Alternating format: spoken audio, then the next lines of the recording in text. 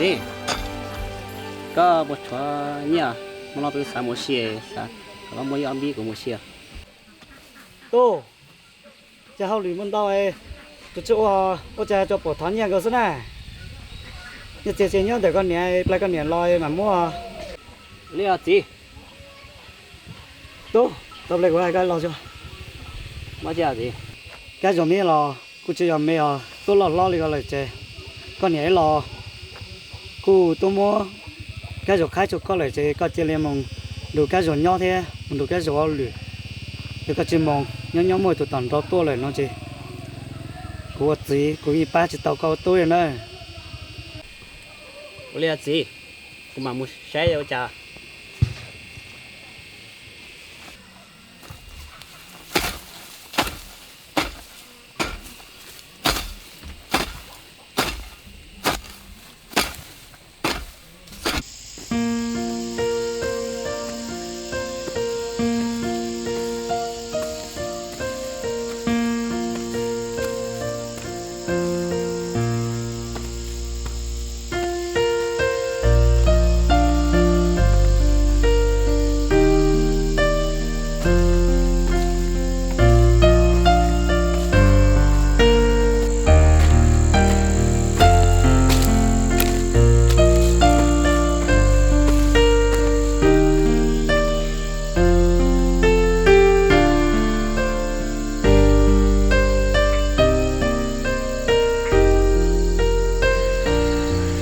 nó cha nhưng bây giờ thì tụi mình xem chùa luôn hơn chơi dạng như nào vậy cái mỏ chế có bỏ xuống luôn chế cái là có xuống mà xưa ở trên tiền tôi chỉ dùng để có hàng đó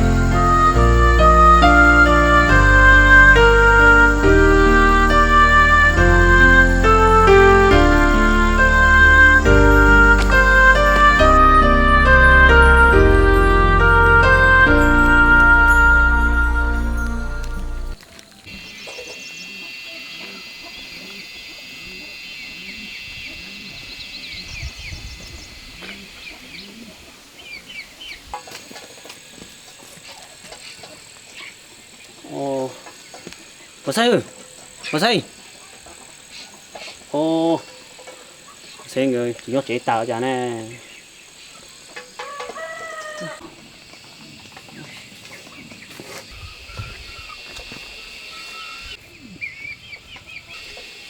ô bà có mày sao và có mảnh có tôi lòng ô các bà có mở chưa vậy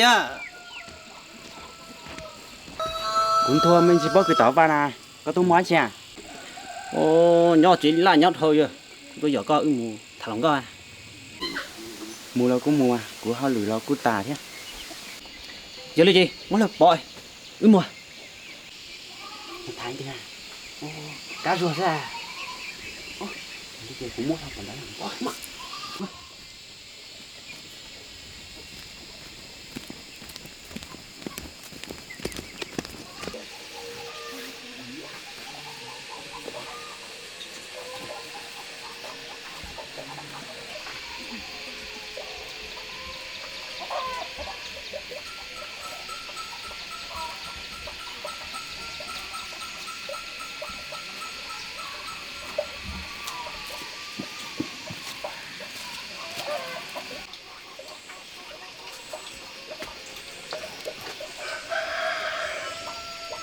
cái rồi nó nói đi chuyển xe là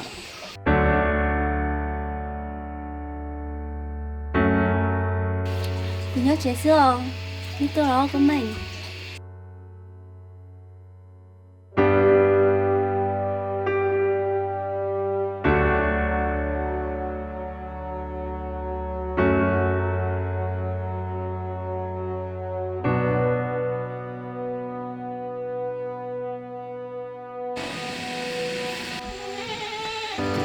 cái rồi nó nói lấy cái à cho mà có mình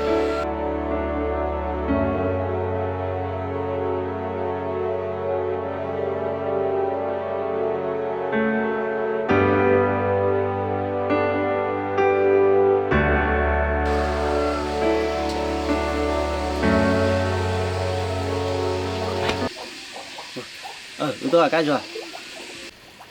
Là một triệu. Cái rồi. Nhau phải lấy tiền. Của mình. Thả lô sư sau tổ tèo.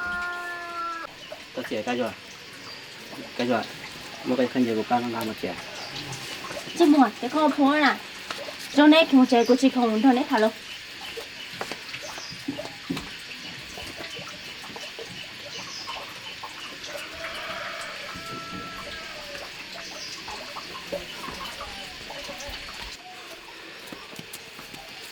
Không có gì chớn đâu. Cái địa. Ôi, cháu cha. Ôi, giờ. Chạy. Thả ra cái rồi chỉ cả thả thế này. Giờ rong đầu chị chùa ý à, bây giờ nó này. Chỉ nhẹ chị sỏi thế. Giờ mà. Chị ta lên đó đó. Cô này cô chỉ tôi mua khai cô thở mê đó. Sao cha chỉ cả thả thế. Ôi, sỏi rồi. Ô, ấy tức khai nè. Giờ tức khai chị. Gió liên nhé nhớ có nhớ hậu giờ cái coi chỉ cho xem một thải thì nhớ có sao gió cái giờ đi chỉ ra một sao máu đi có hay tóc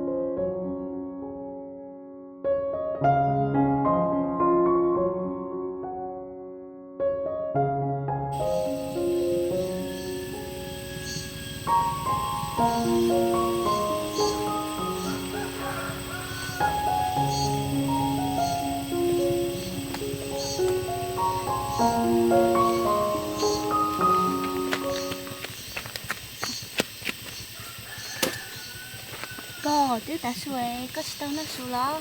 Ê, mình sẽ cá rồi tới giờ nuôi bố to mua khổng nó nuôi bố cầu má bố thầy cô tao nó nuôi bố lại làm một chế là bố tại nhau nuôi in chỉ chơi là một chế là tôi cho cá lúa nào má chị chơi là nào cả bên lúa tết nó rồi nhau là mình nhiều cả còn đấy lúa sẽ bố bố yếu tết nó nuôi bố chỉ tao mua mà Rồi có coi bố nhà thế rồi.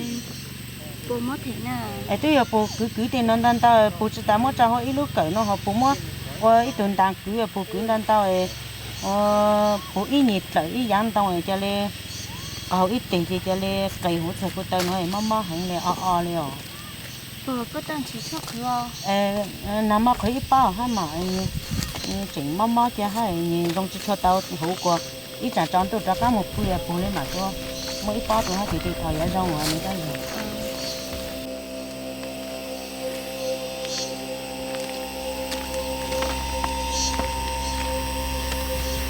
tụi mình tôi ba bố gió với lúc nó nằm mà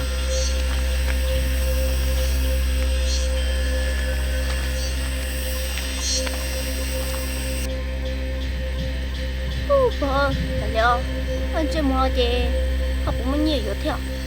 ồ lên đó đây cái cán địa Có tờ bố mua hành theo. chỉ cho mỏ trong gì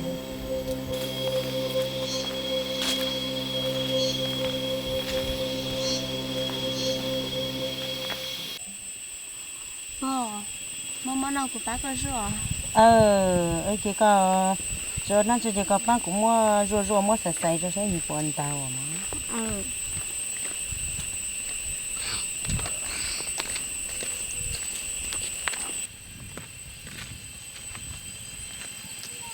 ba bây giờ nó có sẽ có tờ bò khai minh chia ô có một cần tới luôn là mấy túi tuổi do ba mấy túi bùa sẽ tới chỉ mắm của bùa chơi lên khử ai bắt cho rồi như tôi cái lo lửa tôi rong lo nó lửa bố tôi tàu tôi mua không tệ tôi ơi chỉ một lần chưa có cháu lên mấy tôi nhà nuôi có bán cú sẽ tới hà li rong rong nó giờ chỉ một cái bán này lâu anh sẽ câu cho chuyện chơi chỉ một lần tiêu bán là chuyện chơi thì giờ lang tăng tiêu khách chơi mấy tuổi em có cái trong tăng tao mà cái thì mấy sao rồi bố còn là cái sẽ chỉ tao là nhỉ bán bùa cứ bùa thì chỉ mà chỉ当做muaเลยbùa cái cháu mà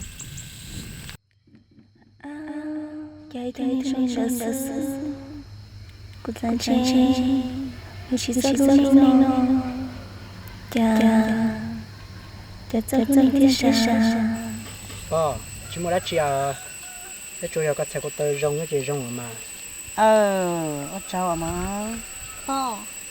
chị chơi plan chị cũng mua chị muốn nhớ khi có chỗ to nữa mà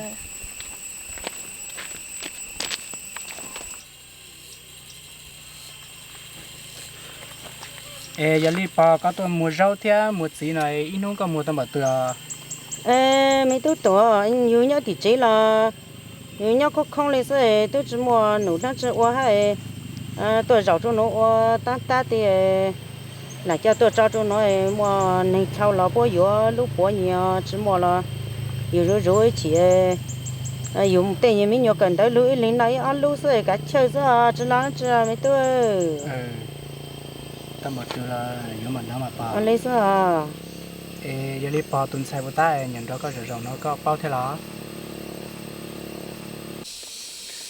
cả hai bên tụi mình sẽ cùng một thao nó tao là mấy tôi bây tụi mình sẽ chơi tôi giờ thao như chuyện giao như là muốn chỉ mua mà hay giờ bây giờ thì tôi cứ tìm mình nhỏ sẽ bỏ kinh cho tôi sai tiền sai nhiều dài tiền được của giờ bao rong mấy tôi nhiều chuyện chớ của ít sự cái nhiều lúc lại như là như trước ha ta của bác tàu như hà lý lúa lấy họ nói chơi như trận chơi chơi của cần tới là của khi tôi nhớ nhau kỹ nó mùa nhẹ rau nọ như chỉ mà chỉ tao chỉ như khi lần đầu của nhau họ như khổng lao là như khi tôi sẽ của tao chỉ hay cũng như là bao rong ta tôi giờ bây tụi mình sẽ chỉ chắc quan chú cho sát cần tới hết số nào mới tôi lấy là ba chế của giờ chúng mình chỉ học được tập chế đấy thì của trong một chia ba giờ căn đầu tiên cũng một cần tới đó là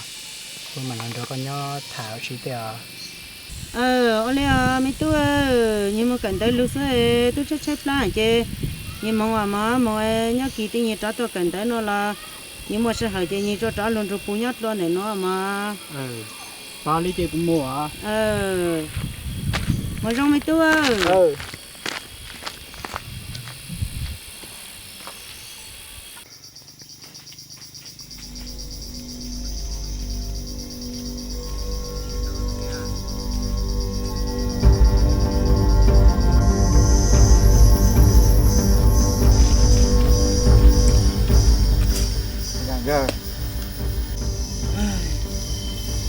giờ chạy cũng như cái ruột thở hành na ở siêu chặt thay cái ruột bỏ đi chả là cái ruột chỉ bốn dây cũng đi nè gió của bà con thắt than nhiều lò nhưng lên tư chỉ bốn dây con nè giờ chạy cái ruột thêm nhiều cũng nè giờ muốn lo thì bác con rồi cái người cắt mà không trả đúng rồi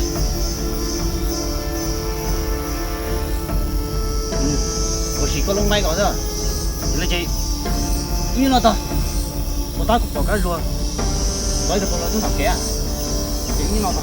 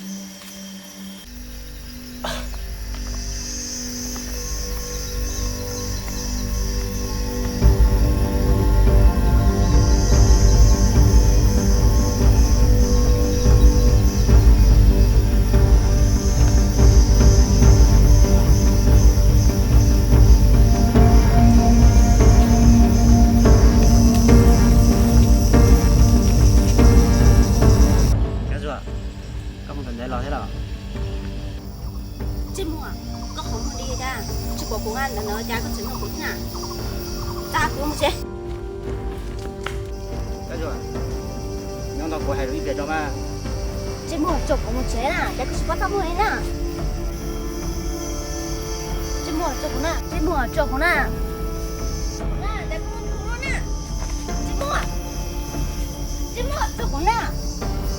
cái rồi chụp bao giờ tu đi con đến lo là nè chứ mua cha có một phút nè số con số lên từ thiểu nhiều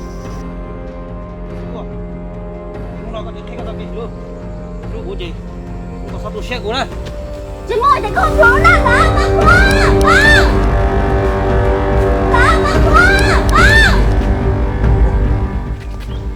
cái rồi ra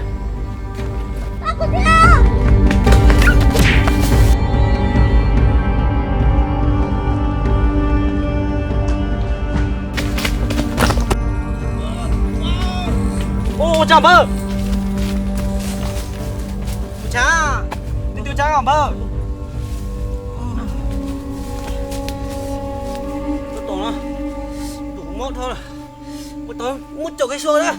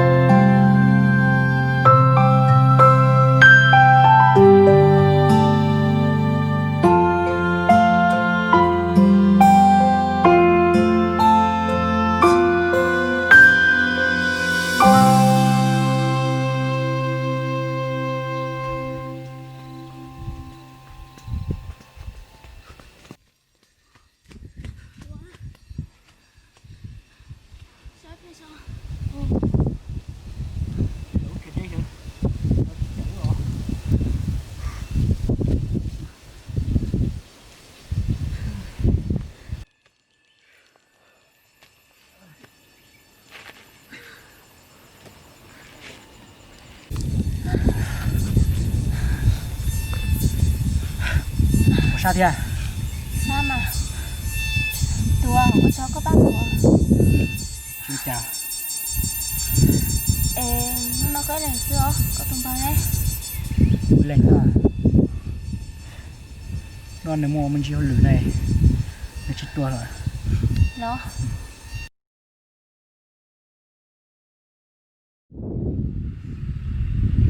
Wow, em biết cho cái một chuyện cho nó. giờ mà bây giờ cái một chuyện gì cho nó Em nấu một cho con nó chơi hỏi đấy nè. đấy chơi theo mở tỏ đây theo Dạ. tôi kể là ở đây rồi cái rồi nó chỉ chỗ rồi ê trong bên đó nhớ đèn nó rõ thế đó Ở giờ với nhau luôn rồi. Tụi à, em tới thì lối đến nó thế trả lời nhớ tao kê rồi thế kê có cả nó có sao cũng mua rồi. Oli mà Có tiền mua.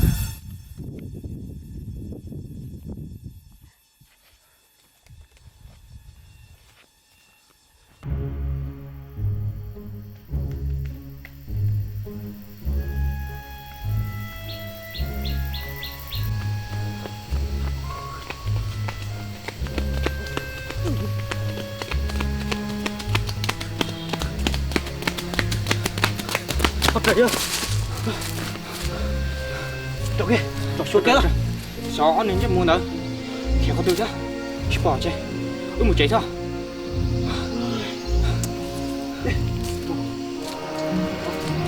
Siêu đi.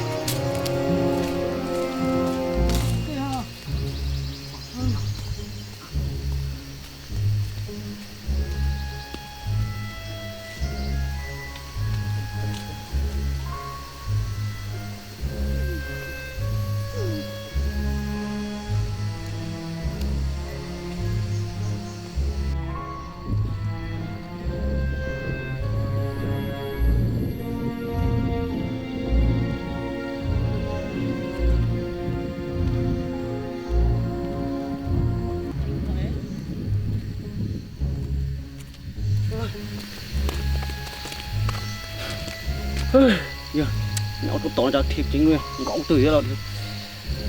Dùng xưa đi. Cái liều rồi. Tất kỳ chứ muốn nơi, chứ muốn cần đỡ thôi. Tất kỳ một bỏ một cần đây, muốn tàu kia thôi. Đây. Tụt kia thôi rồi. Ở đây, ok.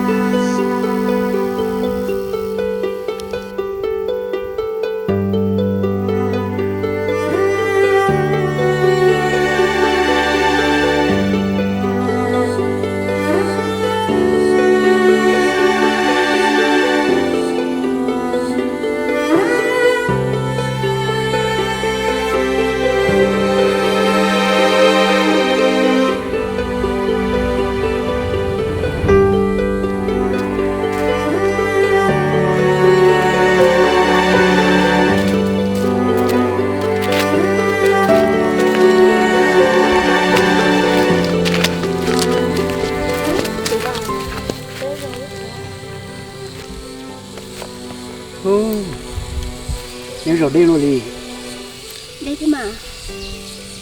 tại sao tôi rồi đi à Em muốn có một. Cái gì sao rồi?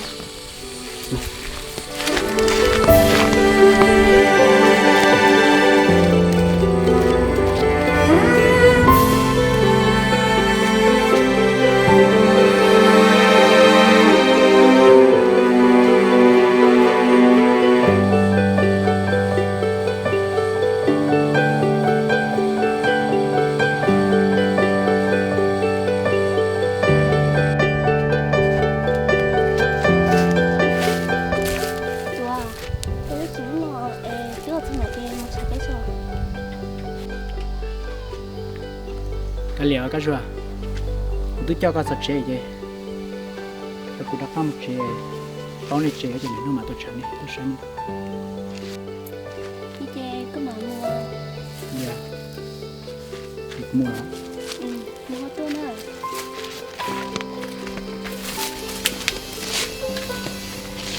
Tôi à, ôi chào à, có chơi ba cụ thế, sao cụ là treo? chúng nó chờ cái rồi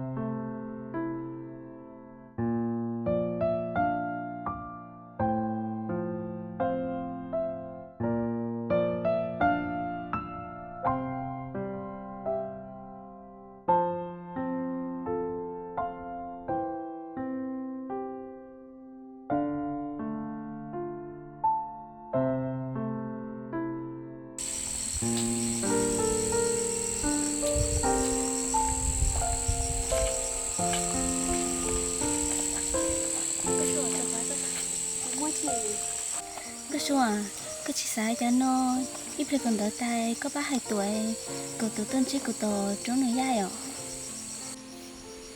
Cái số à, tôi muốn hỏi đã chi giờ có sáng chỉ tuần à?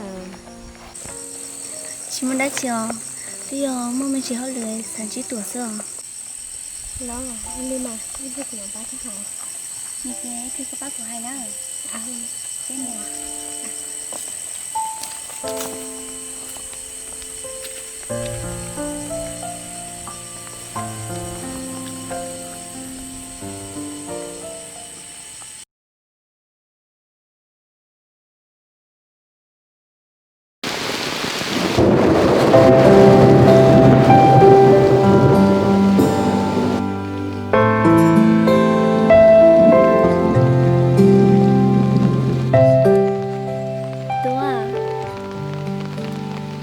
Tôi chỉ cần đợi chúng tôi có một cả tương được của nhau rồi luôn đó sẽ hở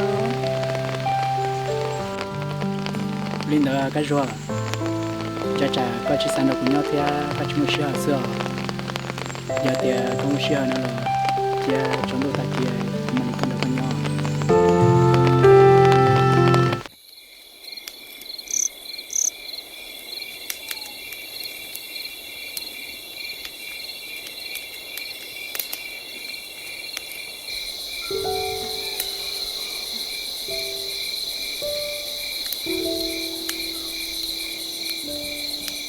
cái rồi